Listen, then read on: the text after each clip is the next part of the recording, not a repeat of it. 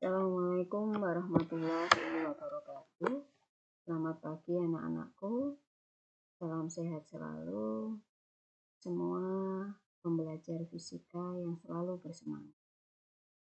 Pada hari ini, Ibu akan menyampaikan materi mengenai besaran dan satuan.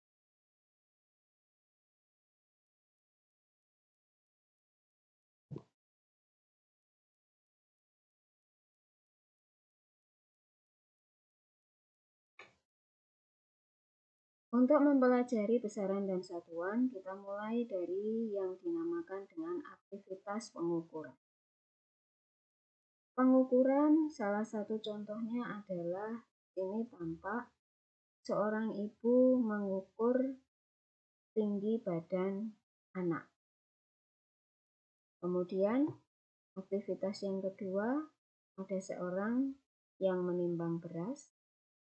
Kemudian aktivitas yang ketiga sedang mengukur suhu.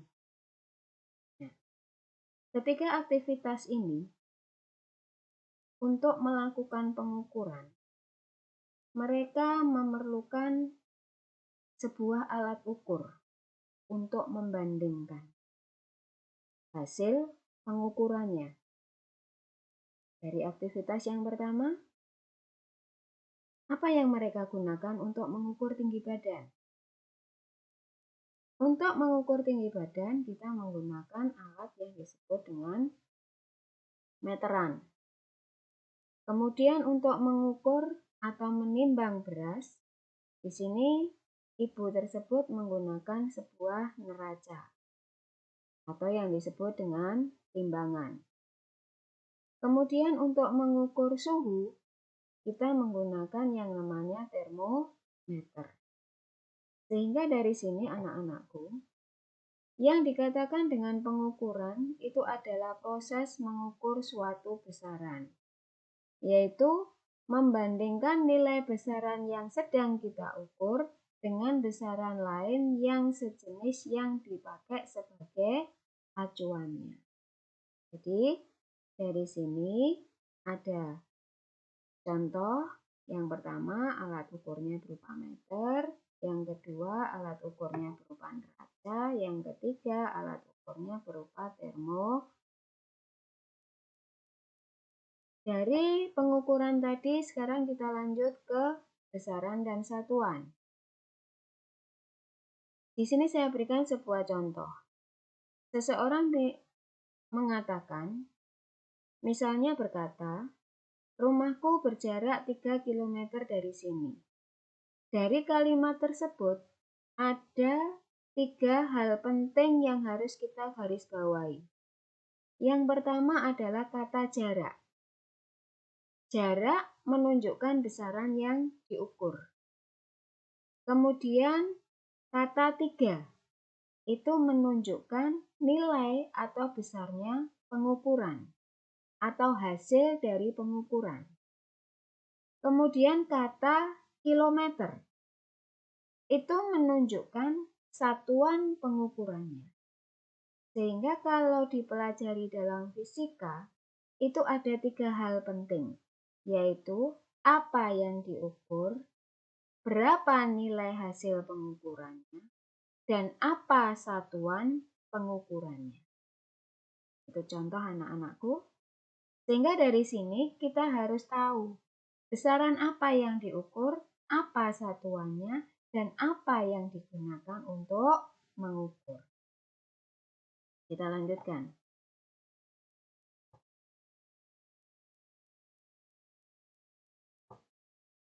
Nah, besaran dibedakan menjadi 2 anak-anakku. Yang pertama adalah besaran pokok, kemudian yang kedua adalah besaran turunan. Yang kita bahas pertama kali adalah besaran pokok dahulu. Besaran pokok adalah besaran yang dimensi dan satuannya didefinisikan atau ditetapkan melalui perjanjian internasional. Berarti dari sini besaran pokok itu sudah ada ketetapannya, sudah ada ketentuannya. Besaran pokok ada 7 macam. Yang pertama panjang, punya satuan meter, punya dimensi L. Yang kedua massa, punya satuan kilogram, lambang dimensinya M. Yang ketiga waktu, satuannya sekon, dimensinya T. Suhu, satuannya Kelvin, dimensinya theta. Yang kelima kuat arus, satuannya ampere, dimensinya I. Yang keenam intensitas cahaya, satuannya kandela, dimensinya J. Dan yang ketujuh jumlah zat, satuannya mol, dimensinya M.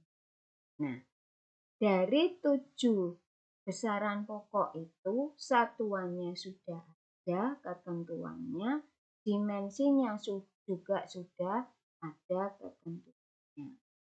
Nah, sekarang bagaimana dengan besaran turunan? Besaran turunan adalah besaran yang satuan dan dimensinya diturunkan dari satuan dan dimensi besaran pokok. Dimensi besaran turunan dinyatakan bagaimana besaran turunan itu diturunkan atau disusun dari besaran pokok. Maksudnya begini anak-anakku, bahwa besaran turunan itu diturunkan atau dihasilkan dari besaran pokok, baik untuk satuan maupun untuk dimensi. Contohnya ini. Dimensi atau satuan dari luas. Untuk mendapatkan luas, kita menggunakan atau mencari melalui panjang kali panjang. Panjang punya satuan meter. Sehingga satuan dari luas nanti adalah meter kali meter sama dengan meter persegi. Sedangkan untuk mencari dimensinya luas, masih sama. Kita tetap menggunakan panjang kali panjang. Panjang punya dimensi L, maka akan diperoleh L kali L sama dengan L pangkat 2. Sehingga dapat kita simpulkan, satuannya luas adalah meter persegi, dan dimensinya luas adalah L pangkat 2. Contoh yang lain, kita mau mencari laju. Laju itu adalah kecepatan. Untuk mendapatkan laju atau kecepatan, kita menggunakan persamaan jarak dibagi waktu. Jarak termasuk dalam besaran panjang, maka satuannya M. Waktu satuannya sekon, sehingga laju memiliki satuan meter per sekon atau meter sekon pangkat min 1. Karena tadi sekon kita bawa ke atas, pangkat positif berubah menjadi pangkat negatif, meter sekon pangkat min 1. Sedangkan dimensinya, jarak dimensinya tadi dari panjang adalah L, waktu dimensinya adalah T, sehingga diperoleh L per T atau L T pangkat min 1. Demikian anak-anakku, semoga materi hari ini bermanfaat, dapat kalian lanjutkan dengan latihan soal. Assalamualaikum warahmatullahi wabarakatuh.